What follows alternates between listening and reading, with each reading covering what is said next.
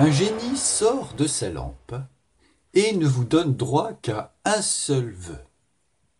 Si vous êtes intelligent, il n'y en a qu'un à faire.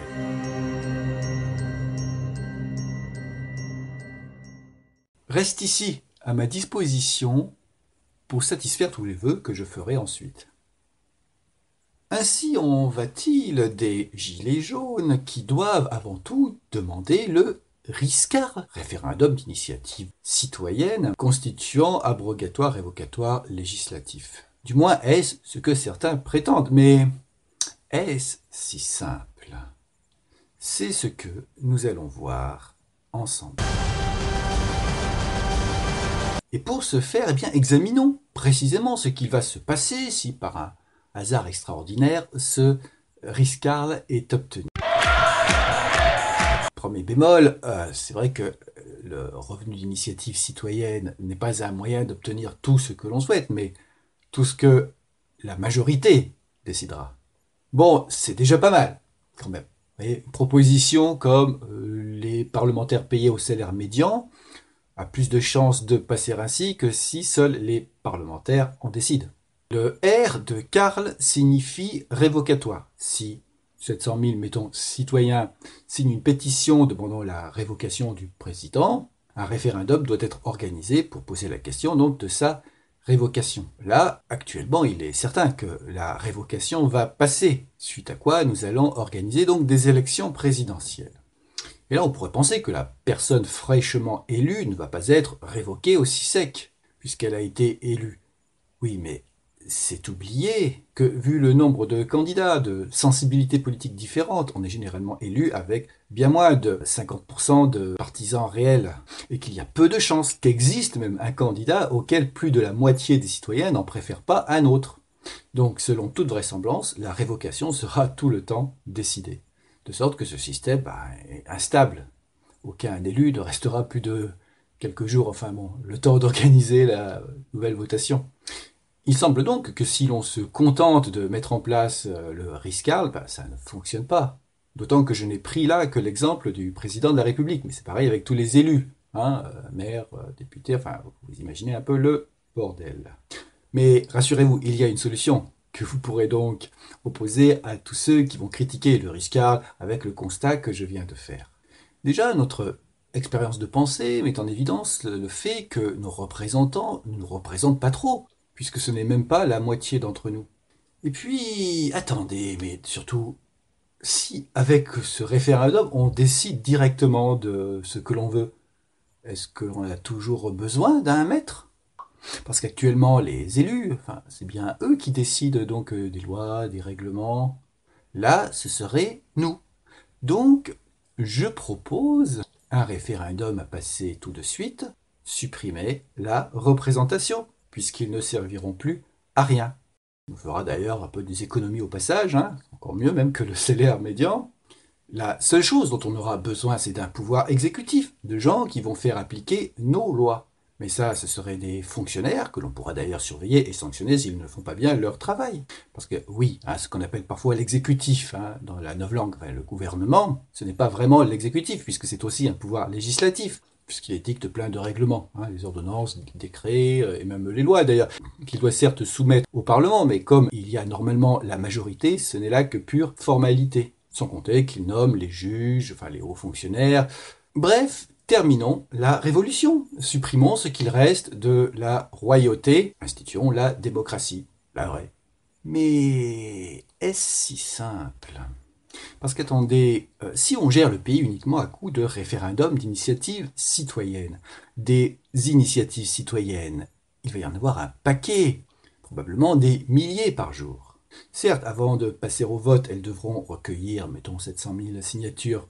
Mais en tant que citoyen, je le fais comment le tri entre ces milliers par jour pour savoir comment accorder au mieux ma signature ? Car toutes les propositions ne sont pas compatibles entre elles, tout étant plus ou moins reliées.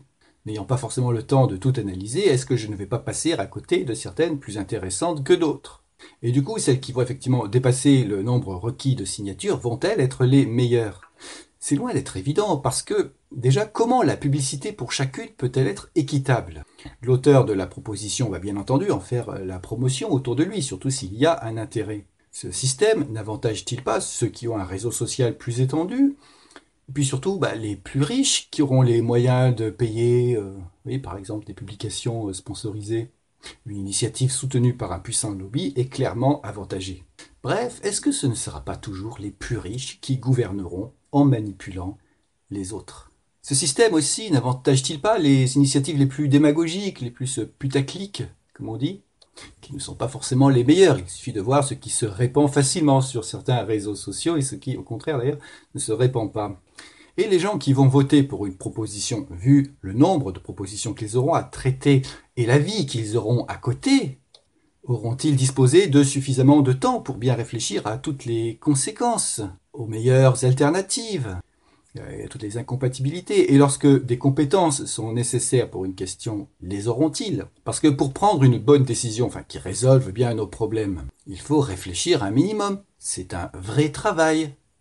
La majorité, cette majorité-là surtout, a-t-elle forcément raison, vu le peu de temps dont chacun disposera pour bien réfléchir à chacune des questions qui lui seront soumises?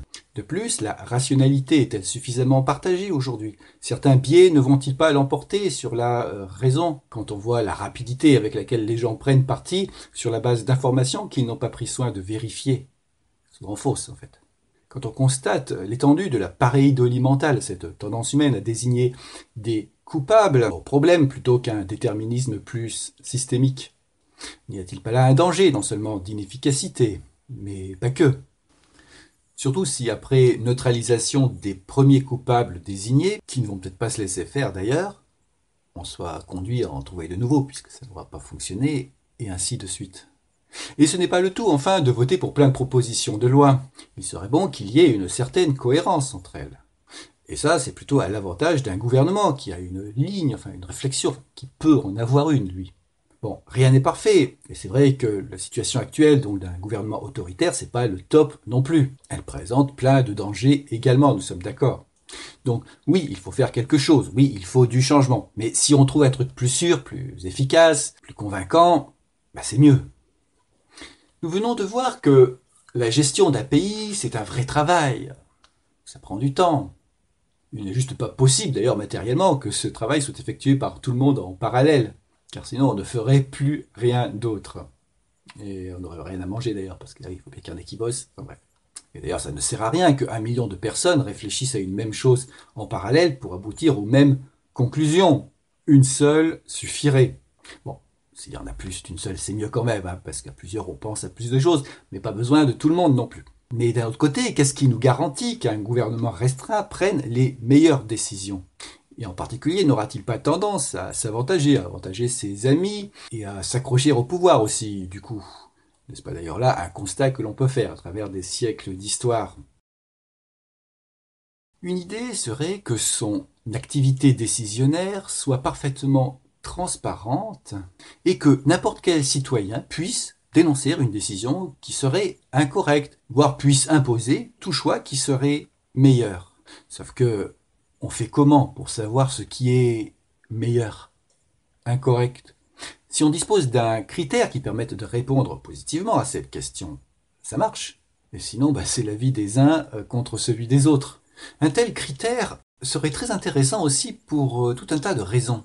Tout d'abord, avec un tel système, il y aurait certes des décideurs, primo-décideurs devrait-on le dire, pour être tout à fait juste, mais ils devraient du coup décider selon un cahier des charges précis et non plus juste selon leur bon vouloir. Il n'y aurait donc plus de hiérarchie de pouvoir à proprement parler. Ne pouvant tirer de leur fonction d'avantages particuliers, ils n'y seraient pas plus attachés que n'importe quel fonctionnaire à son travail, d'autant que ces fonctions pourraient être distribuées par roulement d'une façon plus ou moins anonyme. Donc, plus de conflits violents pour le pouvoir, ou de dérives tyranniques pour s'y maintenir, problème récurrent dans le monde. Ensuite, du fait que ces primo-décideurs se focaliseraient uniquement sur leur travail, le bien commun à long terme, il n'y aurait plus les inconvénients d'un système où ils doivent séduire pour être élus, réélus. Aussi, c'en serait fini de ce que d'aucuns appellent le hooliganisme politique, de ces débats qui ressemblent plus à des joutes partisanes qu'à de véritables échanges constructifs. Et enfin, il n'y aurait plus de risque d'une prise de pouvoir par les plus riches ou les plus manipulateurs, comme nous avons vu que c'est toujours le cas d'ailleurs en démocratie directe. Clairement, l'existence d'un tel critère, permettant donc d'établir tel choix comme meilleur que tel autre, serait vraiment une bénédiction. Ça vaudrait la peine de le chercher un peu là quand même. Bien sûr, un choix n'est pas meilleur qu'un autre dans l'absolu, mais peut-être humainement. C'est bien cela qui nous intéresse. Il s'agit du moins de trouver un critère qui puisse être largement partagé. Et pour ce faire, il suffit d'en examiner un et de voir combien nous sommes à le trouver satisfaisant. Car même s'il ne satisfait pas tout le monde, ça vaudra peut-être le coup quand même que les personnes concernées s'assemblent en adoptant donc un tel régime politique, tant les avantages de celui-ci sont considérables. D'autant plus considérables d'ailleurs qu'elles seront nombreuses. Or, je pense que ce peut être le cas car mon idée est de rassembler tous ceux qui préfèrent le bonheur au malheur et la justice à l'injustice. Certes, se donner, bien sûr, le bonheur ou la justice comme critère, c'est évidemment insuffisant. Mais n'est-il pas possible d'être plus précis de façon à obtenir un critère suffisamment puissant pour trancher dans la plupart des cas? Donc, précisons. Par bonheur, j'entends niveau de satisfaction, celui-ci pouvant être positif, auquel cas on parle de bonheur stricto sensu, ou négatif, bien sûr, pour un malheur, une souffrance. Précisons également que nous nous intéressons à la satisfaction totale sur le long terme, ce qui dure plus compte plus, et à la satisfaction de tout le monde, bien sûr, sans favoritisme. Lorsque l'on prend une décision, elle a des conséquences, elle va affecter les niveaux de satisfaction d'un certain nombre d'individus.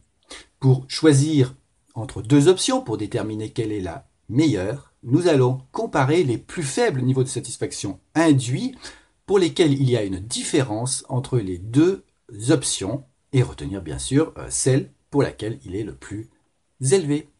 En somme, on compare les niveaux de satisfaction induits en commençant par les plus faibles. Notez que je viens de préciser là la notion de justice. On peut aussi parler d'ailleurs de solidarité. Certes, la prévision des niveaux de satisfaction résultant d'un choix donné n'est pas toujours évidente. Mais il est toujours possible d'estimer des probabilités et même d'accroître la certitude donc des prévisions en rassemblant plus de connaissances et ou en faisant plus de calculs. C'est le principe même de la démarche scientifique, ou plus exactement là de son application à notre service. Ainsi, on disposera bien d'une estimation commune. Certes, faute de précision, ce système ne permettra pas de trancher dans absolument tous les cas. Mais lorsque l'on n'y parvient pas, ce n'est précisément pas un problème. Cela signifie que les deux choix sont équivalents du point de vue de notre éthique et de notre ignorance, donc peu importe, justement. Par ailleurs, il n'est pas toujours nécessaire de faire des calculs numériques. Faire preuve de bon sens sera généralement suffisant. On va, par exemple, faire en sorte que les besoins humains les plus fondamentaux, qui sont connus, soient satisfaits pour tout le monde avant de passer au suivant. On va, par exemple, préserver les ressources naturelles et un environnement sain pour les générations futures, puisqu'il y va de leur non-souffrance. La consommation et le travail vont être répartis équitablement, ce qui n'exclut pas d'ailleurs une grande liberté de choix de chacun. Chacun sera libre, par exemple, de consommer ce qu'il souhaite, mais dans la mesure où il fournira un travail en rapport. C'est cela l'équité, la justice sociale. En fait, avec un tel système, il n'y aura plus d'injustice par construction. Beaucoup moins de conflits, moins de gaspillage, plus de coopération, et donc d'ailleurs moins de travail, enfin obligatoire bien sûr.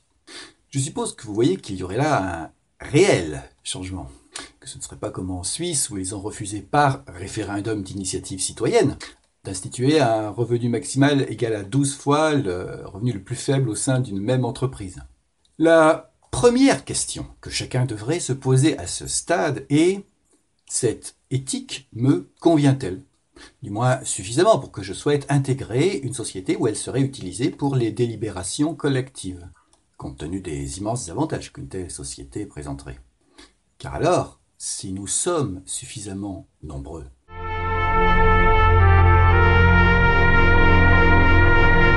et d'ailleurs pour y répondre à la question, c'est ici, enfin, cherchez un peu autour, qui cherche trouve, n'oubliez pas de le faire par contre, le cas échéant.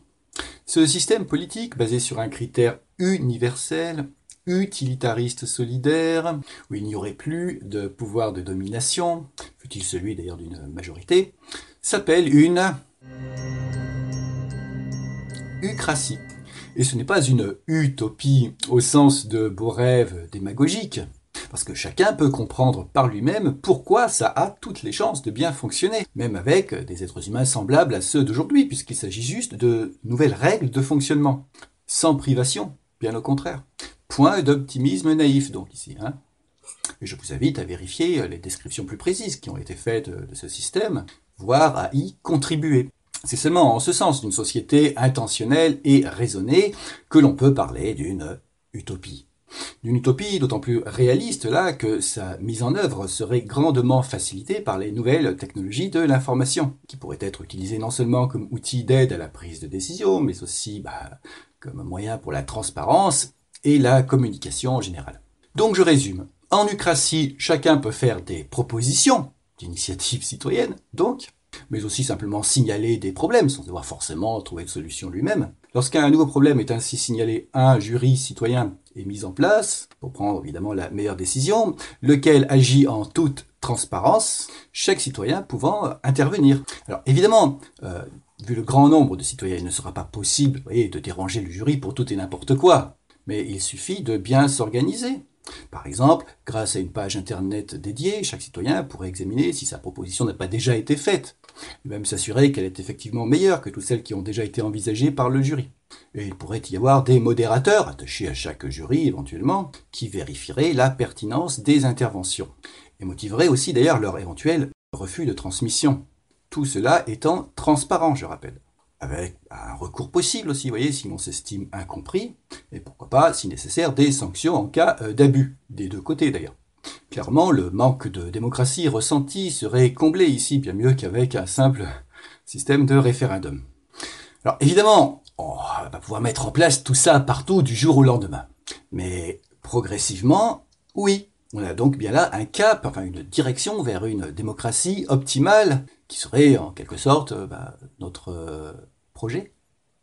Alors, si donc vous souhaitez réellement une société meilleure, pour commencer, libérez-vous des croyances qui vous empêchent d'agir.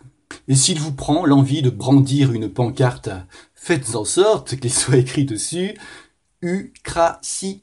Si vous formulez des propositions lors d'un éventuel débat citoyen, dites « Nous voulons l'Eucratie ». Car alors, si cette éthique vous convient, bien sûr, vous obtiendrez tout le reste, tout ce que vous voulez, et non pas ce que souhaitera une majorité plus ou moins manipulable, comme avec le génie de la lampe.